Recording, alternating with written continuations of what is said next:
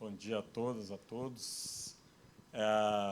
É com muita alegria, muita satisfação que eu quero dar as boas-vindas à primeira edição da Feira Literária do Museu do Holocausto de Curitiba.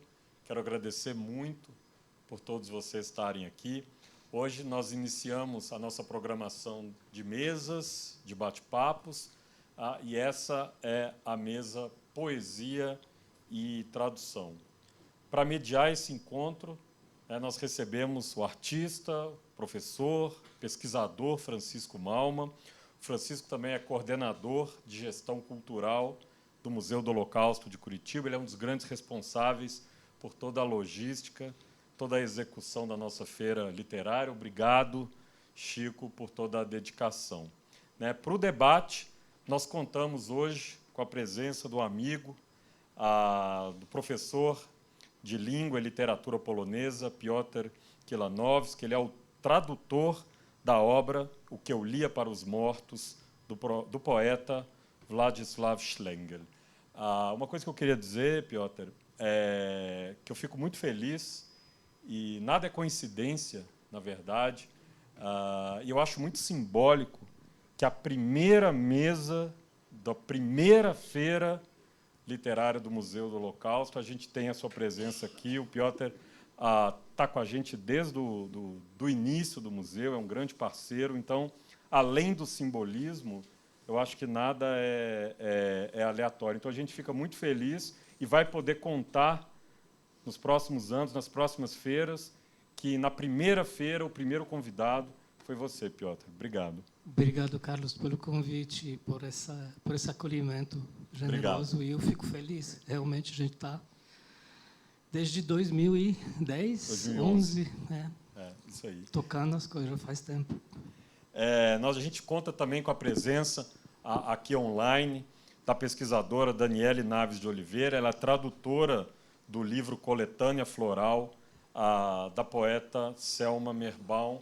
A Daniele está com a gente da Alemanha e agradeço muito pela gentileza de se conectar, de estar com a gente presente aqui hoje. Eu agradeço também às editoras, tanto a Narrativa 1 quanto a Folhas de Relva, pela publicação dos livros. Agradeço ao Shopping Novo Batel pela parceria. Faço um agradecimento especial ao Rony Citronovich e ao Alexandre Stout, das duas editoras, pela parceria e por nos ajudar a fazer isso possível. Quero agradecer. Vou passar o microfone para o Francisco, para a gente começar esse bate-papo, que eu estou doido para acompanhar. Obrigado. Vou descer. Fiquem com vocês aí.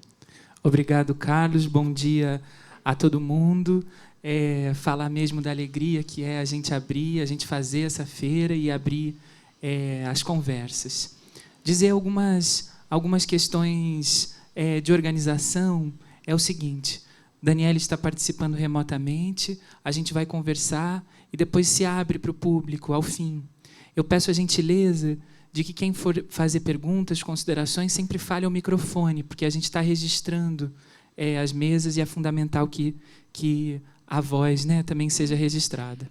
E também dizer que quem gostaria, quem precisa, quem quer ter a sua participação certificada, pode fazer isso por meio dos QR Codes. A Milena vai fazer esse suporte, tá bem? Especialmente as estudantes universitárias, tá tudo certo. Bem, bom dia, Piotr. Bom dia, uma alegria. Francisco. Bom dia, Daniele. Bom dia. É um prazer receber vocês. É um prazer estar com vocês. O prazer é todo nosso. Bem, vamos lá. Para começar a nossa conversa, eu gostaria de convidar vocês a contarem um pouco para a gente, a compartilharem um pouco dos projetos desses livros.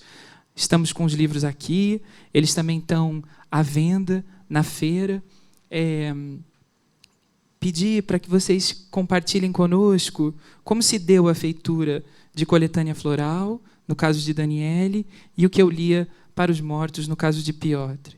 O que motivou a decisão de traduzir esses autores, esses livros especificamente? Enfim, compartilhar com a gente o projeto desses livros, por gentileza. Quem quiser. Quem começa? Comece. Bom, então eu vou começar. Bom, eu quero agradecer também, quero agradecer Francisco, Carlos, toda a equipe do museu, e é um prazer conhecer o Piotr também, né, de quem eu já acompanho também um pouco o trabalho, né. Bom, como é que aconteceu de fazer essa tradução? Eu vivo há 21 anos na Alemanha, né? Eu sou uma brasileira, eu vivo como estrangeira aqui, e logo que eu cheguei, eu senti uma necessidade e eu me senti na obrigação, assim, na tarefa mesmo, como cidadã, como estrangeira, de enfrentar o passado alemão em relação ao Holocausto, porque existem vestígios, existem coisas no ar, e, e se eu estava disposta a viver aqui, eu precisava pessoalmente elaborar esses vestígios que me atropelavam toda vez que eu saía na rua, ou que eu visitava pessoas, ou casas de pessoas mais velhas. Enfim, eu acho que quem tem essa experiência de estrangeiridade num país com passado totalitarista, ou com passados de genocídios, sabe o que eu estou falando. Então, foi um projeto que começou lentamente, e como eu sou uma pessoa mais quieta, eu já era pesquisadora na área de filosofia, né? Me aconteceu, não foi uma decisão, assim, né? Mas me aconteceu de enfrentar esse passado, ou de me adentrar nesse passado pela poesia. E foi em 2019 apenas, né? Já depois de alguns anos que eu estava aqui, que estava ainda começo de pandemia, e eu fiz uma seleção de poetas, mulheres, judias e de língua alemã. Fiz ali uma seleção de 7 poetas, além da Selma Merbaum, tem a Masha Kaleko, tem a Rose Ausländer, que também é da Bucovina, tem, enfim, eram ali, e eu tinha um projeto guloso de tentar traduzir as 7. Enfim, por uma série de questões, eu não traduzi as 7, eu avancei um pouco em pesquisa acadêmica, mas eu traduzi a Selma. Então, foi assim que começou e que aconteceu.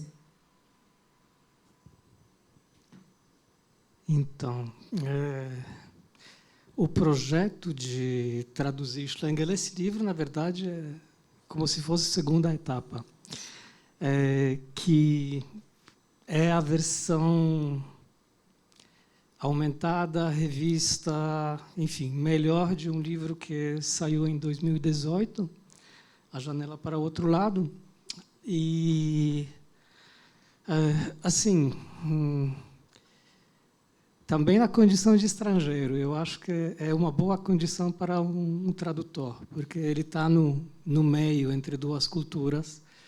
É uma boa condição para quem quer trabalhar com poesia, porque poeta é um estrangeiro no meio de todos. Ele é um estranho no ninho, ele tem uma sensibilidade diferente. E aí a gente, de alguma forma, se conecta com isso. Eu li na internet ainda os poemas de Schlegel em tradução de Halina Birenbaum. Quer dizer, ela estava traduzindo para o inglês. Eu li os originais porque na internet, na página dela, ela estava colocando as coisas bilíngues.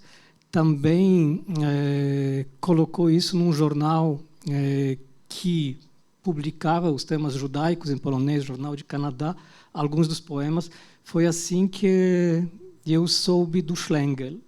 E olha, eu trabalho na área de poesia, na área de literatura polonesa, e eu soube do Schlegel, eu acredito que talvez tenha sido 2015, 2016, alguma coisa desse tipo. Então, um tanto quanto chocante você descobrir um poeta dessa envergadura na área que você pesquisa, depois de muito tempo, porque Halina Birenbaum, que no gueto foi uma das pessoas que ouvia os poemas do Schlegel, recitava os poemas do Schlegel, sentia a necessidade de compartilhar isso, e aí estava lá traduzindo para hebraico, para inglês. De um modo geral, eu escolho os poetas, minha escolha não é muito racional. Eu pego os poemas que me tocam, os poemas que eu acho importantes, que ressoam dentro de mim, enfim, de alguma forma me torno receptáculo disso, para receber e devolver num outro idioma. E assim foi com Schlegel. Talvez tenha sido uma das coisas mais estranhas na minha carreira tradutória, porque eu normalmente preciso de muita quietude, de muito silêncio interno para poder lidar com tradução de poesia. No caso de Schlegel, eu não tive essa oportunidade. Eu estava com o tempo para fazer isso na casa da minha ex-companheira, e aí a mãe dela estava lá, o tempo todo indo no shopping. Imagino as condições mais estranhas para a gente traduzir poesia do que no shopping, mas eu estava tão tomado, tão possuído, estava lá batendo, conseguindo abstrair de todo o movimento ao redor, de cabeça, porque é óbvio que a gente tem que aprender o poema para conseguir interná-lo e devolvê-lo, né? E, às vezes, até sem anotar, porque eu não estava esperando que esses poemas fossem vir dessa forma nos lugares inesperados, né? Na hora que estava esperando as compras serem feitas, esperando ali num banquinho no shopping. É claro que isso foi uma das coisas que marcou, mas não foi só assim. O Schlegel, ele meio que veio quase que inteiro de uma vez, não é numa sentada, mas assim, num período relativamente curto, 2, 3, 4 meses de trabalho, veio a base do livro, que depois foi polida, né? Inclusive até o ponto que nesse livro tem um poema que não foi traduzido naquela leva e eu não consegui traduzir ele poeticamente. Ele está aqui como anexo porque eu achei que é um poema suficientemente chocante, suficientemente importante para a gente traduzir ele mesmo sem ser a tradução poética e enfim, compartilhar com quem quer ler. Expliquei? Sim, e já também começou a nos dar pistas sobre uma questão que eu gostaria de fazer a vocês, que é sobre o processo da tradução mesmo, e mais especificamente sobre tradução de poesia. E, junto com isso, sobre os desafios e os aprendizados e o que é que a pesquisa revelou a vocês e inspirou e motivou essas traduções, quais são os aspectos, os procedimentos, as questões, não sei, temas desses dois projetos, desses dois autores, que vocês destacam, por assim dizer. Ou seja, uma questão que é sobre o processo da tradução, os desafios e as especificidades, e também, talvez, questões mais específicas da poética dessas duas figuras. Bom, para começar, assim, eu acho que eu vou tentar ir quebrando o gelo, mas eu acho que virão ainda outras respostas depois, né? Inicialmente, em relação à forma, né? Assim, a gente sabe que o leitor de poesia é uma coisa rara, né? Quem lê poesia hoje são os iniciados, ou é um público que o mundo editorial tenta um pouco conquistar, né? Jovens leitores, enfim, ou pessoas que por um acaso né, cai num acaso num poema, num livro de poesia. É uma leitura mais rara, né? É um desafio para o mundo dos editores também isso. Então é muito difícil publicar poesia. E quando eu peguei esses poemas, que são poemas assim de uma precisão muito grande, a autora é uma menina, né? Ela escreveu isso entre os 15 e os 17 anos, e ela morreu antes de completar 19. E por ser uma autora garota, são poemas de uma qualidade de uma qualidade incrível, né? Isso a crítica já constatou. E com um ritmo muito preciso e muito detalhado, um ritmo muito impecável, rimas, né? A métrica toda. Então, a minha primeira ideia, eu fiz uma primeira versão em versos mais livres, porque eu julgava que o público ia, ia gostar mais de ler, né? Já é assim, a leitura da poesia para um público maior já é bem difícil, e ainda quando ela está nessa forma, talvez pode ser mais difícil ainda, mas nem sempre, né? E aí eu fiz essa primeira versão e deixei descansar um pouco, mas eu fiquei muito incomodada, sempre voltava ao texto, sempre voltava a poeta, né, a Selma Merbaum, e em algum momento eu senti, não, a forma é para ela tão importante, e o ritmo e a musicalidade, a música é muito importante para ela, que eu tenho que respeitar esse ritmo. Aí eu refiz toda a tradução na métrica dela, no ritmo que ela deu. E esse foi isso que eu aprendi, né? Que eu precisei meditar muito para respeitar. Eu acredito que seja um desejo dela, que essa forma se mantenha, né? A gente nunca se considera bom o bastante ou digno o bastante, né? De uma obra assim, de uma história dessas, mas eu fiz o possível para ser digna dela, né? É isso. Então, no caso do Schlengel, eu não cogitei a possibilidade de deixar de lado a forma poética. Primeiro, Schlengel, antes da guerra, era um letrista de músicas, de teatro de varieté, esse tipo de coisa. Então, assim, a musicalidade e a leveza da forma é uma coisa meio que aderente a esses poemas. É difícil imaginar eles sem a musicalidade. No entanto, e aí vem o segundo motivo para manter essa forma de qualquer jeito. Ele escreve poemas depois de 16, 12 horas de trabalho forçado, no meio da noite, com, enfim, todo tipo de luzes apagadas, porque essa é a obrigação dos alemães, que não se podem acender as luzes, sem saber se amanhã não vai ser o último dia da vida dele, né? Então, a iminência da morte o tempo todo, e produz poemas. Por um lado, são os poemas rimados, ritmados, esse era o estilo dele. Por outro lado, eles não são perfeitos. A gente sente as imperfeições do ritmo, das rimas de vez em quando, e aí veio o desafio de tentar refletir também essa imperfeição, como se fosse uma coisa que está implícita nos poemas, não tentar corrigir, não tentar colocar eles no molde perfeito, mas deixar eles, de vez em quando, capengando-se, não sei se é essa boa palavra, mas deixando eles mancando um pouquinho, né? E a gente vê isso. Fora isso, tem uma outra coisa, por conta da tradução poética, que essa é impossível de tentar refletir, mas o Schlengel conversa com poesia romântica polonesa por meio de uso de mesmos ritmos.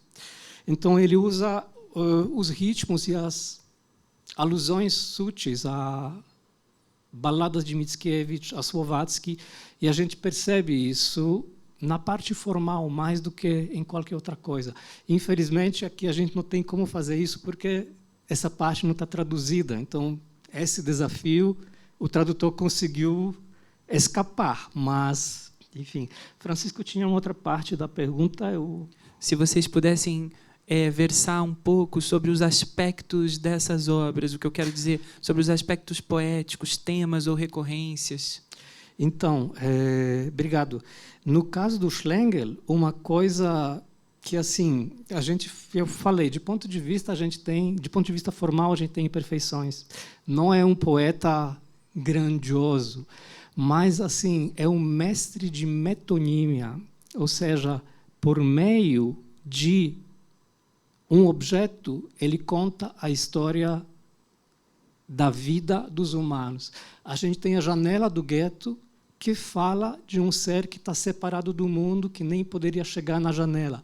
Por meio de um telefone, ele fala a história das pessoas que estão separadas e que não conseguem nenhum contato, nenhuma compreensão do outro lado do muro. O único interlocutor é a hora certa, para onde ele pode ligar e ver que as coisas são como eram antes. No poema Monumento,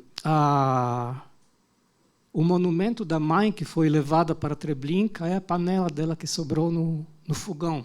Todo mundo chega em casa, tem um vazio, a panela está ali. Vejam que os objetos, ou seja, ali nasce uma reflexão mais profunda, porque suponho que todos nós, em algum momento, talvez a maioria de nós aqui já, vivemos uma sensação estranha. A gente passa e os objetos ficam. A pessoa vai e a gente sobra com um objeto. Então, o objeto é como se fosse um receptáculo da memória. É como se fosse um signo visível de nós, signo tátil. Nós passamos, objetos ficam. Então, essa história de contar a história do gueto, a história das pessoas condenadas à morte, excluídas por meio dos objetos, eu acho que é a parte mais preciosa, mais interessante do Schlengel. Mais um exemplo. A cartola, que numa fantasia Schlengel diz: vou me vestir como como uma pessoa normal, como um dandy. Vou me vestir como se estivesse indo para o baile de fim do ano e vou atravessar o portão do gueto, para todo mundo ficar surpreso que esse judeu, que não é gente, que é um trapo, pode se comportar assim, enlouqueceu, só pode ser. Ele está indo de cartola na escolha da própria morte, na escolha da dignidade de escolher a morte, de ser o agente da sua própria morte, em vez de ser a vítima apenas. Então, essas histórias contadas por meio dos objetos são inúmeras e fascinantes. Desculpa se me alonguei. Não. Daniele, gostaria de adicionar algo? Que é também muito semelhante o que a vivência do Piotr, a minha também é semelhante, porque o livro da Selma se chama Coletânea Floral e ela organizou todo o livro como um buquê de flores, né? Então tem poemas que é, né, assim, os capítulos são a flor da macieira, a flor do chá e poemas também com essa temática floral, mas flores não são flores, né? Não são somente. Ela faz um uso muito forte dessas imagens, né, que o Piotr disse que são metonímias, metáforas, enfim, que são essas imagens realmente que são de uma força, né, que nesse contexto em que ela estava ali escrevendo no gueto e ela entregou, né, ela não escreveu quando ela já estava no campo, não, mas antes dela ir para o campo, ela entregou o livro, né? Então são escritas mais da fase do gueto,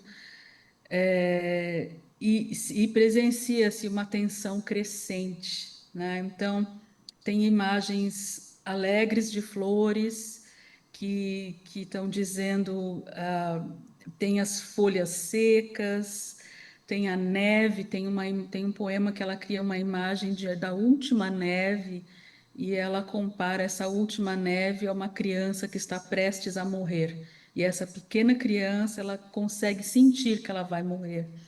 E ela usa, para dizer isso, ela usa a imagem de uma última neve.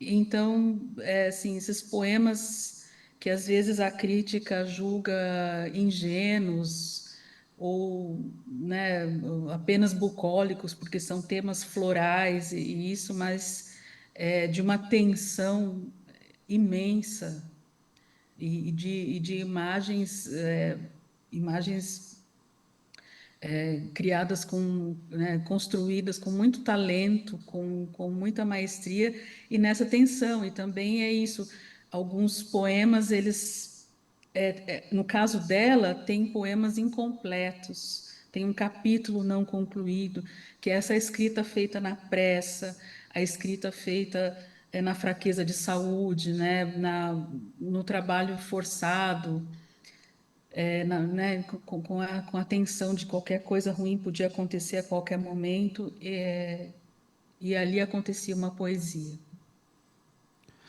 Nós estamos pensando, né, debruçados sobre criações que foram feitas em contextos extremos, né? A gente está aqui pensando a iminência da morte, essa privação total, e gostaria de saber de vocês, desde esses projetos, não sei, pensando desde aí, como pensar o lugar da poesia nas experiências, na experiência do Holocausto, de que modo essas vozes se fazem no indizível, não é? Tem essa instância, quando a gente vai pensar sobre algumas questões, que é dizer em meio ao indizível. O que é o fazer poético, ou mesmo o ato de escrever em contextos assim? De que modo vocês podem partilhar com a gente reflexões nesse sentido? Eu acho que... Posso? Por favor. Eu acho que ali, assim como o Holocausto é uma lente para compreender melhor o ser humano por conta do extremo, a poesia sempre tem uma função. A poesia é não, a poesia é resistência. A poesia resiste à linguagem de comunicação, à linguagem corriqueira. Ela quer trazer coisas novas, quer trazer as experiências novas.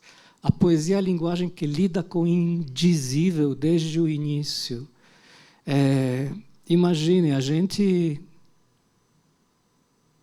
pensa por imagens, a gente não tem, enfim, a gente está tentando traduzir a nossa vivência para uma coisa tão imperfeita quanto a língua.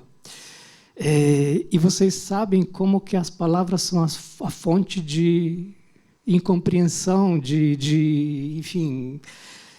E, de repente, vem a poesia, a tentativa de vencer essa incomunicabilidade, imperfeição da língua. Óbvio que é uma tentativa impossível, já por isso é resistência, já por isso é não. Na situação do Holocausto, enfim, é tentativa de encontrar as palavras. O Fitzowski, o outro poeta que eu traduzi, busca as palavras que não existem. É um trabalho paradoxal. Desde o início, a gente sabe que a gente não vai conseguir encontrar as palavras para expressar o que a gente precisa. Mas, se a gente fizer isso que a poesia pede, parar e pensar, a gente sabe que a gente nunca encontra as palavras. Só que, nesse contexto, a coisa fica muito mais evidente. Me perdi de novo, Francisco, pode me ajudar? Não se perdeu de modo algum. Não, tinha uma outra parte que eu tinha que completar. O que o gesto da escrita, né, a ação da escrita pode ser nesse contexto? Então, tentativa de se incluir na família humana, tentativa de não ceder àqueles que dizem você não é gente. Produção cultural é dizer eu sou gente. Produção cultural é um gesto de escolher o que o Leminski chama de inutensílio, a coisa aparentemente inútil, a coisa que serve para brincar. E ali ela serve para brincar. O Schlengel é o autor das canções, ele brinca, é uma brincadeira de ironia, é uma brincadeira cruel, mas está dentro dessa questão de brincar, de criar a imagem dele indo com cartola. Eu não quero entrar muito, mas tem as conversas também imaginárias com Deus. E, numa dessas situações, o Deus que abandonou os judeus está sendo levado para a câmara de gás, como a vingança dos seres humanos em cima da ideia de Deus. Então, assim, vejam, tudo isso é tentar tocar o impossível, tentar expressar o inexpressável, né? Eu acho que esse é o gesto da poesia de resistência, de protesto, de tentar instaurar uma nova realidade. Obrigado. Daniele? Bom, é uma pergunta muito difícil, né? Porque a gente tenta entender, né? É uma tentativa assim de tocar o impossível, é resistência, mas eu não estive naquela pele, né? Mas tem um filósofo também judeu, Günther Anders, né? E ele fala que a nossa percepção, a nossa fantasia são muito pequenas diante de situações extremas. E essa percepção nossa consegue imaginar uma morte, duas mortes, mas milhões, 1 milhão, 6 milhões, ultrapassa a nossa capacidade imaginativa. E toda a vida humana diante do terror tende, então, ao emudecimento, né? Nós, assim, a regra, né, principalmente de vítimas do Holocausto, sobreviventes, é que se tornaram emudecidas. Então, quando existe um caso de um poeta, uma poeta, um músico, um artista, né, temos também vários casos de artistas que levaram pincéis para o campo de concentração, né? É uma exceção e é um presente que a história nos dá, né? Que alguém consiga fazer poesia, manter a imaginação viva, manter a fantasia, que essa fantasia seja também um tipo de remédio para aquela situação, que essa fantasia ajuda a pessoa a sobreviver naquela situação extrema. É muito complexo e eu só sinto gratidão por essas pessoas terem passado o que passaram e terem deixado isso como legado.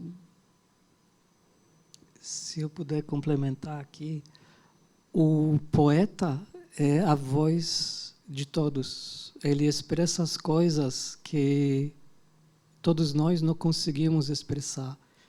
Ele é o porta-voz, diz-se que é a voz de Deus, ou seja, a voz do povo.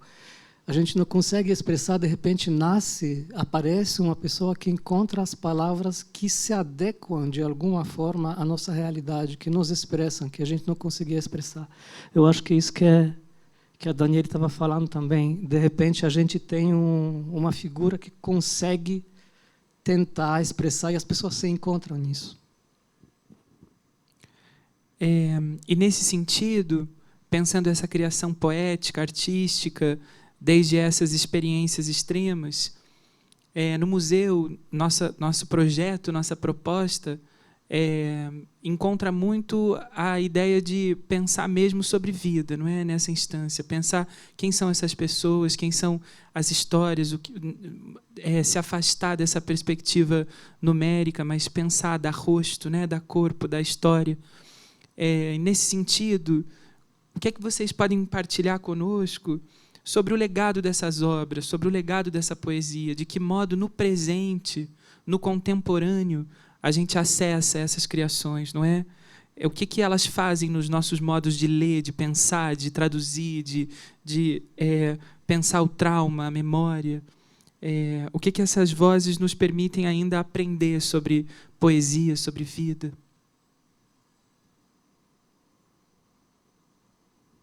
Bom, eu começo. Bom, o legado é imenso, né?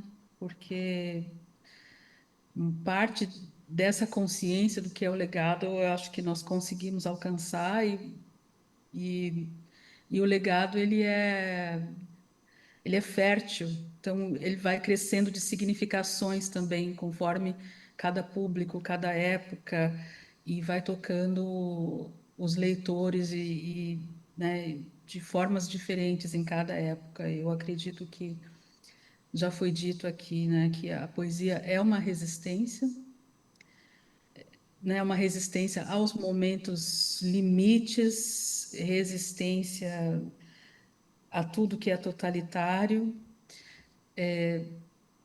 Quem toca a poesia hoje, de qualquer forma, que toca essas obras em especial das quais nós estamos falando hoje, quem chega perto, que lê um poema, ou que escuta um verso, ou que vê a capa né, no estande, enfim, quem é tocado por algum fragmento dessa poesia,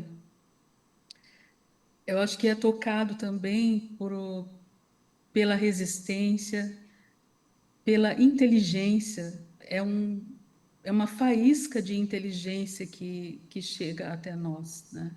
Uma faísca de um pensamento muito complexo que ultrapassa o racional extremo, né? É uma inteligência que ultrapassa os tempos e, e uma esperança, uma esperança.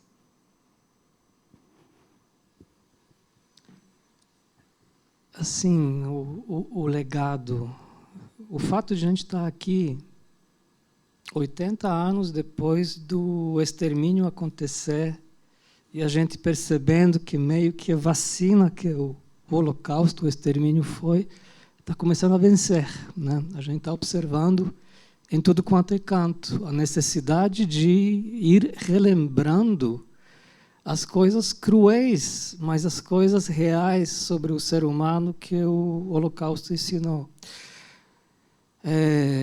Marek Edelman, um dos comandantes do levante do gueto de Varsóvia, dizia: o ser humano é uma coisa que gosta de matar. E a Hannah Kral, que fez entrevista com ele, respondia a ele: mas o ser humano é uma coisa que não gosta de morrer.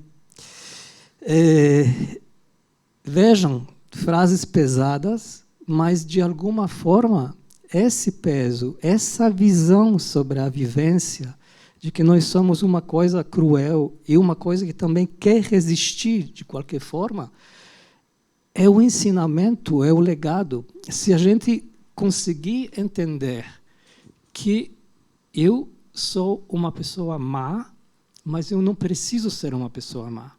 Eu tenho algum tipo de escolha, por mais que limitado que seja, mas que eu posso ser, dependendo das circunstâncias. Eu posso ser um ser desumano, desumanizado ou desumanizante. Eu acho que ali a gente já tem um grande legado. E, de alguma forma, essas obras ensinam isso. Que a gente tem a escolha, ou uma escolha limitada, pelo menos, né, de fazer poesia no meio do inferno, de tentar documentar no meio da situação na qual você quer desistir. E, assim, até por isso, o título da obra em prosa do Schlengel e o título que mudou desse livro, O que eu lia para os mortos. A gente tem a oportunidade de se colocar no lugar. Depois do livro Na Praça, eu percebi que com o título ele deve fazer sucesso nas livrarias espíritas. Mas a ideia é essa: a gente tem oportunidade única, absurda, de ler as coisas que foram escritas. Vejam, palavra é volátil, papel é a coisa que mais queima. Acabou o mundo, acabou 500 mil de gente no gueto de Varsóvia e a gente tem uma possibilidade incrível de tentar sentir o que eles sentiram, né? E tentar aprender desses nossos extremos, dessa crueldade que está dentro de nós, né? Antes de abrir para o público, acho que eu vou quebrar aqui um pouquinho o nosso protocolo e pedir se vocês gostariam de partilhar conosco 1 ou 2 materiais dos livros. A gente não tinha combinado isso, mas me ocorreu que talvez seja bonito, né, a gente ouvir essas palavras na voz dos tradutores, do tradutor e da tradutora. Podemos? Daniele, se quiser um minutinho para... Está aí? Piotr está com o livro nas mãos. Eu até preparei aqui alguma coisa, escolhi um poema Ótimo. curto. Então vamos lá. Na verdade, tem 2 coisas que eu gostaria de compartilhar, que essa poeta muito jovem, né, ela preparou o livro dela, também ela tinha a intenção de ser uma escritora, e ela foi, né, e ela é uma escritora, mas naquele momento ela fez uma encadernação artesanal, ela teve todo também um talento editorial, né, e ela fez uma encadernação artesanal e deixou já num formato de livro. e que esse livro completo chegou até nós e ele está no Museu Yad Vashem, né? Mas ela nunca pôde autografar nenhum livro.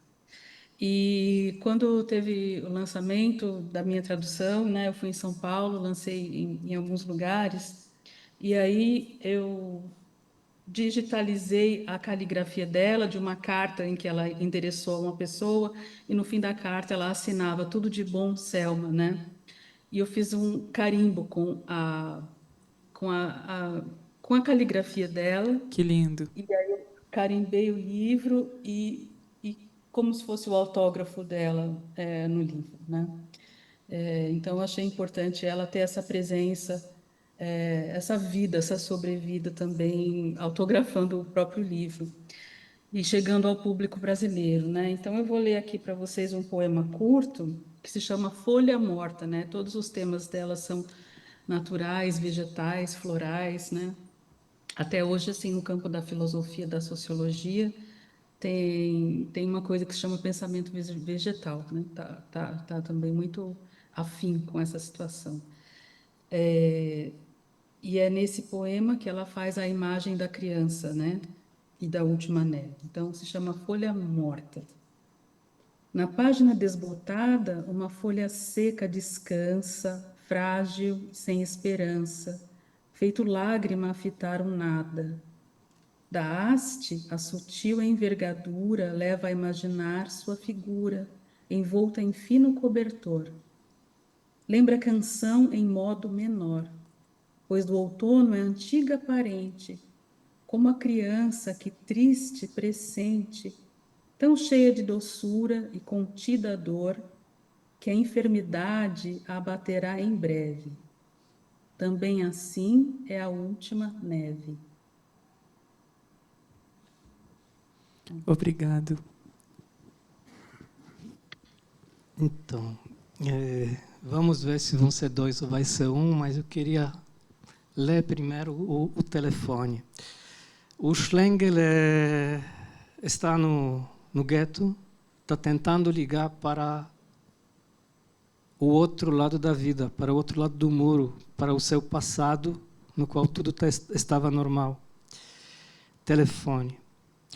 Com o coração doente e quebrado, de noite estava insone, em pensamentos sobre o outro lado, sentado ao telefone. E penso que vou ligar para alguém do outro lado, de noite a esperar junto ao fone plantado. Pensando comigo, por Deus, não tenho para quem ligar. No ano de 39, fui outro caminho trilhar. Os nossos caminhos divergiram, amizades foram para o brejo. E olhem, que agora não tenho para quem ligar, como vejo. É noite de outono lá fora, o vento de outono lá vem, e penso que ligar queria, mas eu não tenho para quem. Pego o telefone na mão, o fio tristonho pende, disco o número conhecido, a hora certa atende. Desculpe, me reconheces? Pergunto com voz quebrada. 7 de setembro, faz anos, antes de ir para a estrada, ao despedir-me de casa, eu sabia o que começava. Tu me disseste, são 6 horas. A última vez me falavas. E agora falas comigo, um nó apertando a garganta. Diz algo para mim, hora certa. Ela diz, 10h40. Com que frequência minha vida cruzava com a voz pacata? Lembras de mim, hora certa? 10h44. 10h45. Que bom recordar essa hora. No ano de 39, saía do cinema agora. 10h46. Do Cine Atlantic, na Chmielna, do filme com Gary Cooper, voltava para casa terna. Na esquina da Złota, o jornaleiro Kurier Czerwony vendia. No asfalto, na forma de halos, neons coloridos se refletiam. Bonde zero, nas curvas redondas da cidade dolorida dobrava. O que você disse, hora certa? 10h49. Ainda a Nova Esfiat brilhava, a clientela, o Café Clube movimenta. Ainda passeavam casais, 10h50. No Quick, salsichas quentinhas que a multidão jantava. Os táxis voavam de Adria, no megafone Fog cantava. Saíam já as linhas noturnas, o bonde ia para a garagem depois. Que será que horas eram? 11h32. É tão bom falar contigo, sem discussões, dramas, brigas. És mais simpática à hora certa que todas as minhas amigas. O coração está mais leve, sabendo que, quando chamado, alguém vai me ouvir com calma, apesar de estar do outro lado. Que alguém lembra tudo isso, a nossa vidinha em comum, e fala comigo tão calma, conversa, sem medo nenhum. A noite de outono respinga, o vento das muretas se liberta. Sonhamos e conversamos, eu e a hora certa. Passe bem, minha distante, a gente que não muda jamais. 11:55, me dizes. Tens razão. Bem, até mais.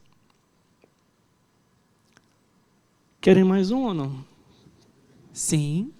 Então, eu vou ler o poema que não está na forma poética. Aquele que está uma absoluta novidade nesse livro, que... Enfim, chama-se Já Está na Hora. Já está na hora.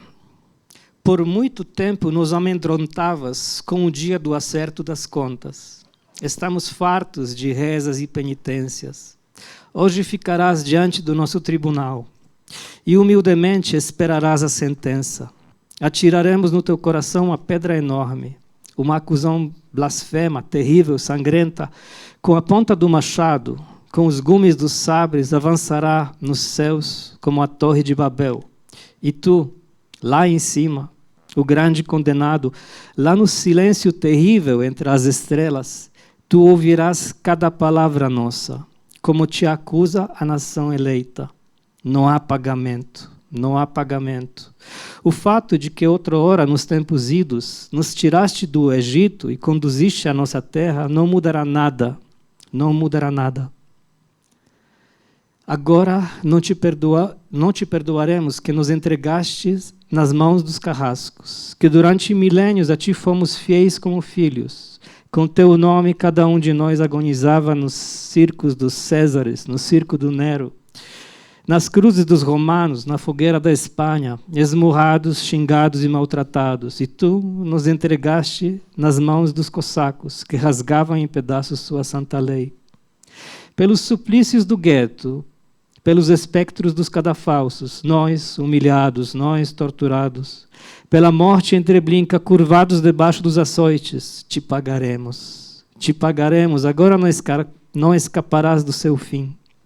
Quando te trouxermos para o lugar do martírio, não corromperás o guardião dos banhos com um disco solar de $100. E quando o algoz te acossar e forçar, te apressar e te empurrar para dentro da câmara de vapor, quando fechar atrás de ti as tampas herméticas, o vapor escaldante começará a sufocar, e vais gritar, vais querer fugir. Quando terminarem os sofrimentos da agonia, vão te arrastar, jogar dentro de uma vala monstruosa. Arrancarão tuas estrelas, dentes de ouro da boca, e depois queimarão, e serás cinza. Obrigado. Pessoal, vamos reunir questões, perguntas, considerações, pensamentos, poesias, traduções. Pedir a gentileza de falar ao microfone. A Milena vai nos ajudar nisso. Já temos aqui, por favor. Bom, muito obrigado por ter o privilégio, a oportunidade de ouvi-los. Eu tinha certeza que daria um papo lindo. Eu confesso que eu vim até no caminho, no carro, já pensando numa pergunta para poder fazer, e que tinha a ver com resistência e poesia, e eu acho que tudo que eu gostaria até de ouvir já foi dito. Inclusive, eu até pensava em fazer alguma referência com Leminski, e o Piotr fez isso, e depois eu quero pegar a gravação, as frases exatamente, que eu vou fazer uma camiseta, quem quiser também, eu faço cartaz para sair andando exatamente o que foi dito.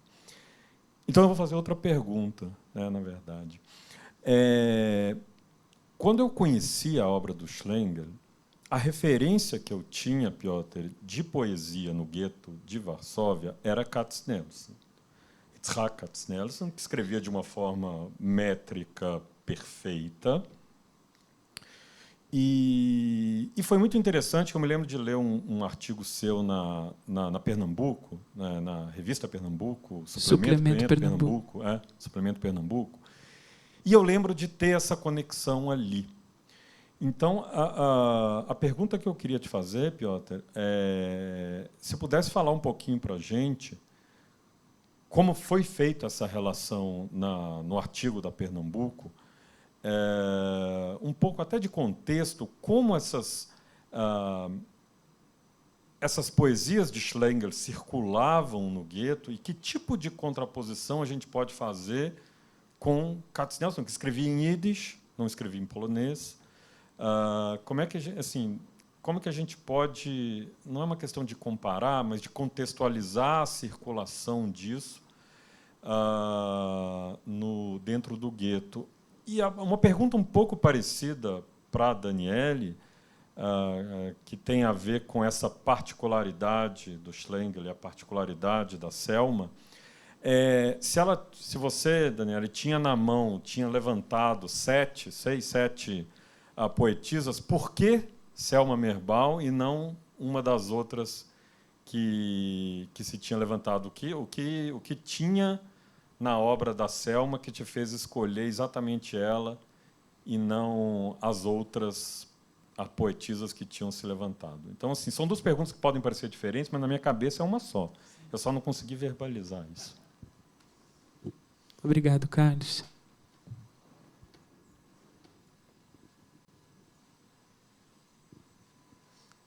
Quer começar ou prefere que eu comece? Ok. Então, a questão do Katznelson e Schlengel são duas figuras completamente diferentes. Veja, o Katznelson, antes da guerra, escrevendo em hebraico e em Yiddish, o poeta da língua Yiddish, uma figura que está bem presente na comunidade judaica. O Schlengel, o judeu que a gente nem sabe se falava Yiddish, né? Escrevia em polonês, escrevia poemas em polonês, os poemas contra antissemitismo, satíricos, mas assim, um poeta de revista, um poeta que não tem aspirações a grande poesia, a poesia de tom alto, muito pelo contrário. No Schlengel sempre tem vocês viram o telefone, tem a brincadeira, tem uma ginga, tem, enfim, um elemento popular, um elemento fácil. Até na questão da trajetória dos dois dentro do gueto é uma coisa interessante, porque o Katznelson sempre ligado com o movimento da resistência, né, e inclusive combatendo. O Schlengel, primeiramente, policial judeu que desiste de ser policial judeu no momento no qual os policiais são obrigados a levarem os judeus para Umschlagplatz, de onde iriam ser levados para Treblinka. Quer dizer, no momento no qual a posição seria mais vantajosa, ele percebe que não dá para ser mais. E por isso, como o policial ou ex-policial, o cara isolado de alguma forma, o cara com quem não se deve conversar, com quem é perigoso conversar, com quem resistência não quer, enfim, precisa conversar cheia de dedos. Fora isso, o poeta de sucesso dentro do gueto, o cara que faz seus programas no Café Stuka, onde vem claramente, a maioria dos caras que vêm são ricos, que podem se permitir, mas vêm também as pessoas que estão buscando os 5 minutinhos da realidade pré-guerra, da normalidade. Lá se canta, lá se brinca, lá como se não tivesse a guerra, embora se comente os temas do gueto. Então, as pessoas pagam preços exorbitantes por poderem sentir um momento dentro daquele contexto. E isso é criticado dentro da ótica da época no gueto. Enfim, é uma forma de colaboração, é uma forma de desrespeito ao que está acontecendo. Mas o Schlengel reúne multidões, enfim, reúne as pessoas. Os poemas dele circulam entre todo mundo do gueto. Halina Birenbaum, que recitava os poemas do Schlengel, nunca viu o Schlengel vivo na vida. Então, assim, os poemas iam de boca em boca. A gente tem, inclusive no livro, relato do Emanuel Ringelblum, que, pelo que eu percebo, reproduz as ideias dos poemas do Schlengel da memória, porque eles são diferentes do que a gente vê na parte escrita, né? Então, assim, a poesia mais fácil, mnemônica, e a poesia que reflete muito essa situação dos judeus poloneses, enfim. Na época posterior, o Schlengel está pertinho do shopping do Bund, pertinho do quartel-geral do Bund, um dos lugares, enfim, da maior resistência.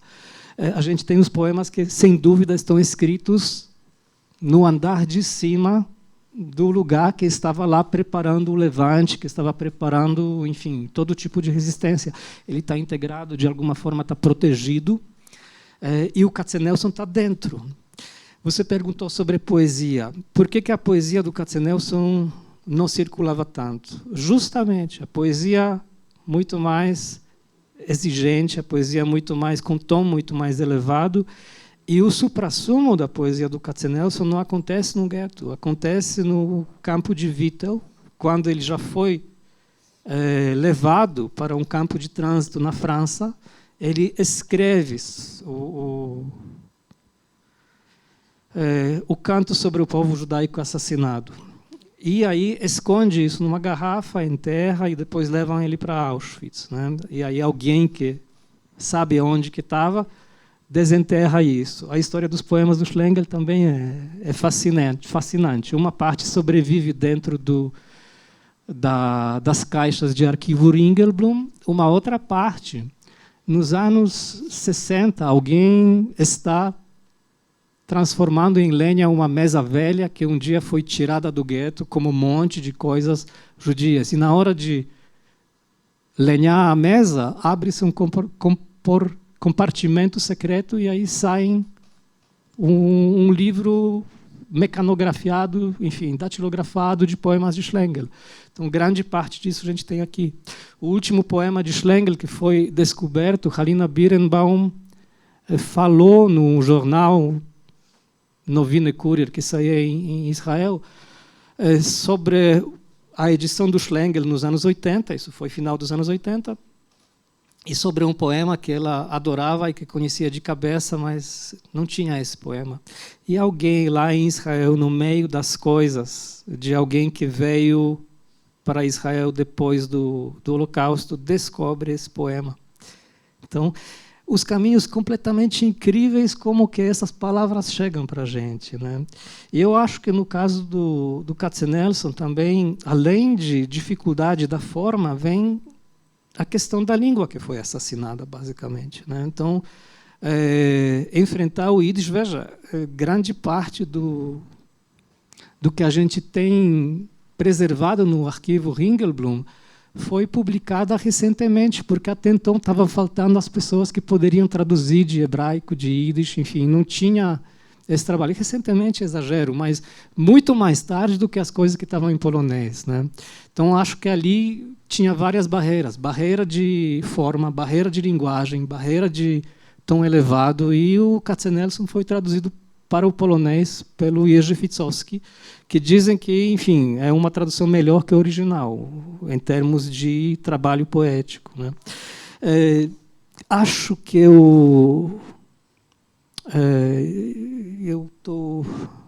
Helmut Galle escreveu sobre um artigo sobre a poesia de Katzenelson e, enfim, todo esse caminho. Eu acho que também fala um pouquinho de Schlengel. Se quiser procurar ali, tem reflexões a respeito. Obrigado, Piotr. Daniele?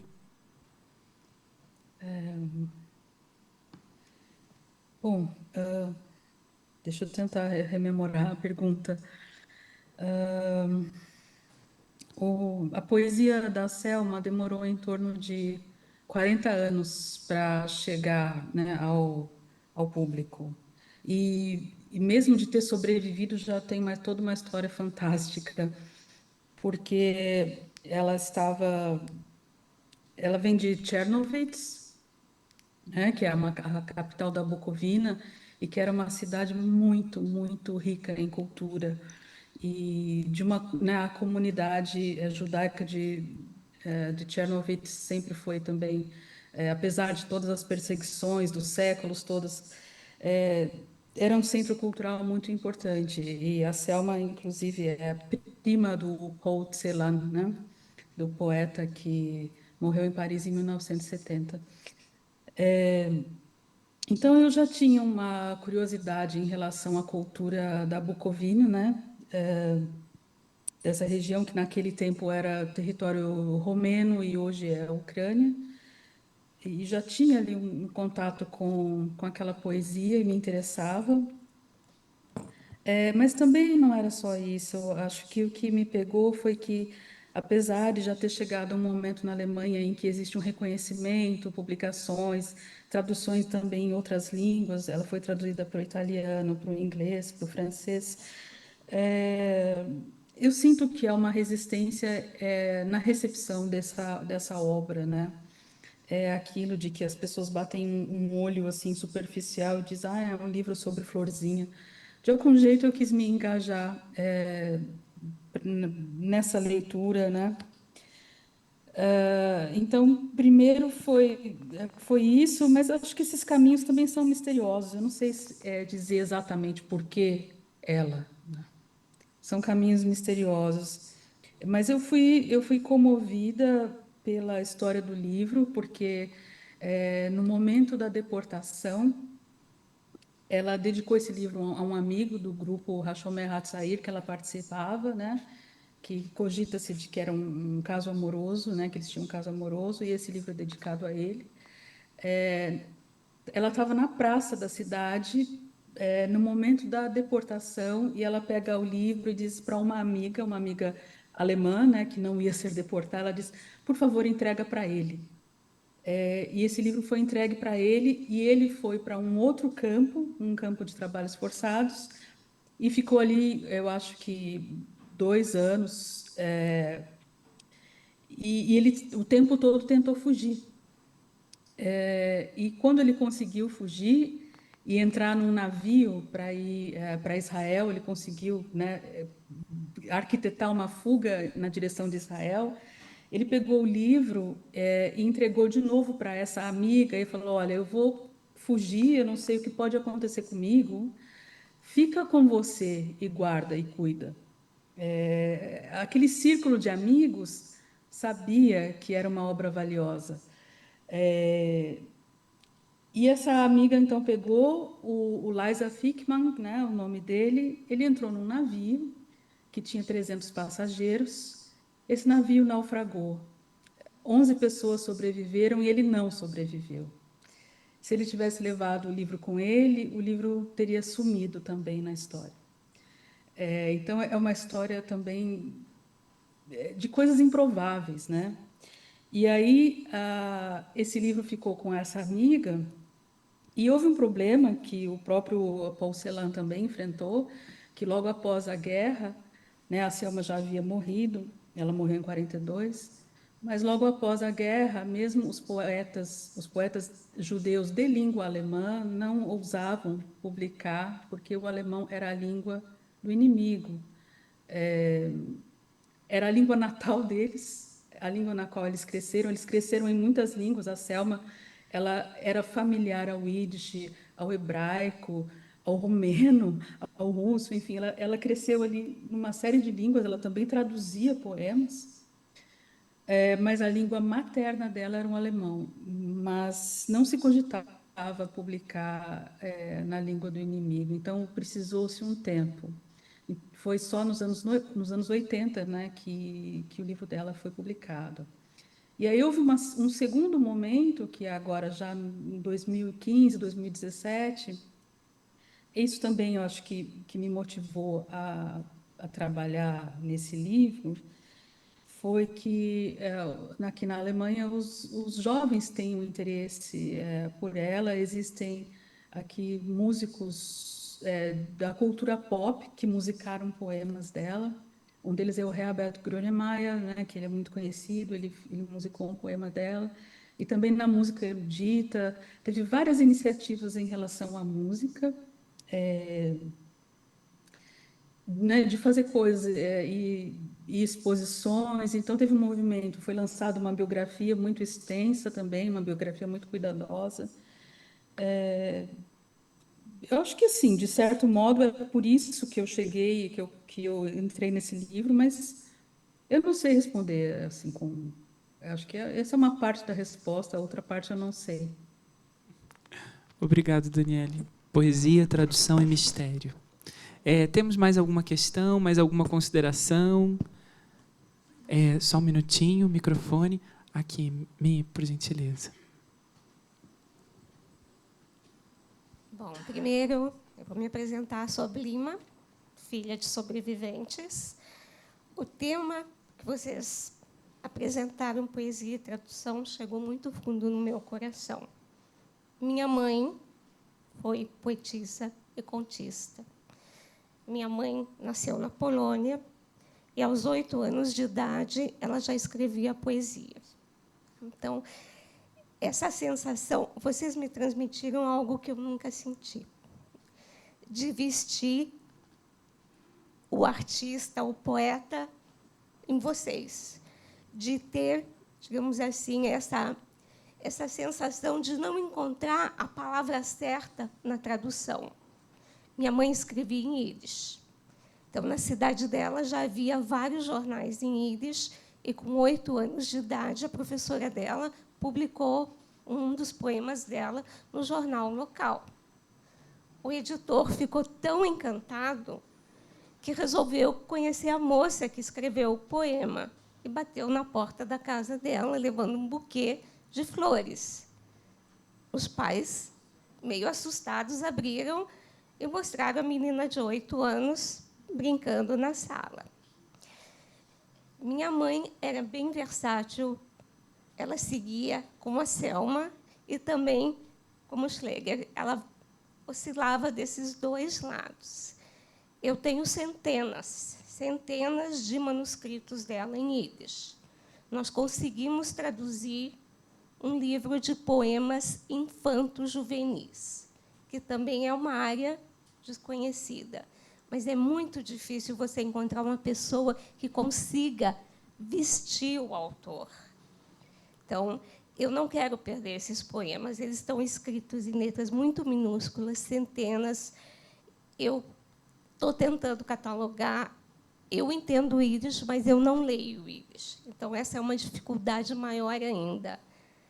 Também é muito difícil encontrar alguém que traduza Yiddish, mas com essa sensação de poesia que vocês têm, e, às vezes, é tão difícil a gente bater na porta certa.